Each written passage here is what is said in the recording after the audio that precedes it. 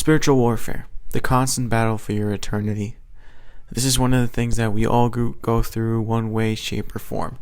And I know that I've been going through this a lot recently, in the last couple of weeks. The enemy has been hitting me hard with anxiety, low self-esteem, lack of worth, lack of motivation, and a whole lot of lies in the last couple of weeks. And I felt defeated. And so in my time, all I was doing was just reading books and verses. I was just reading and just trying to look for victory. But in the midst of that, one of the things I learned is that the victory has been won. We're fighting from victory, not for victory. All the Lord wanted in the last couple of weeks was intimacy with Him. And it made me realize that intimacy with God is our battleground. And that's where we get healed. In the same way that gold has to be put through fire in order to be molded into something more valuable, it's the same thing with God. God allows us to go through the fire so He can heal us and mold us into the person He wants us to be. The enemy wants to rob from you what he lost. And he will do whatever he can in his power to make you fall. And the thing is, Jesus has already defeated him at the cross. So the enemy has no real authority over you, because Jesus is the one that has full authority. God is. And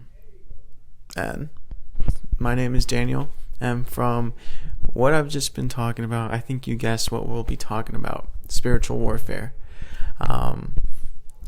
And there's so much that I've learned, so many stories and so many testimonies and so many experiences that the Lord has put in my heart regarding spiritual warfare, that I'm like, you know what? Let's make this into a series. Let's turn this into an opportunity for all of us to learn about spiritual warfare. And for this series of spiritual warfare, I've split it up into 7 episodes. This one being the introduction of spiritual warfare. Next episode, we'll talk about what the battle looks like. Episode 3, we'll talk about understanding the enemy and his schemes. Episode 4, we'll be talking about our strategy in Jesus. Episode 5 and 6 is about the armor that we see in Ephesians 6. And I split that up into 2 episodes. Which you'll see later on why I did that. But in short, the first 3 pieces of the armor are things you wear always, and the other 3 pieces of the armor is what you pick up. And so I divided that up into 2 episodes, and should be interesting, and hopefully touches you. And then episode 7 is about the victory and what to do in victory, knowing that Jesus has won. I'm excited to share all of this with you guys, and I've come to realize that we can't let the enemy silence us.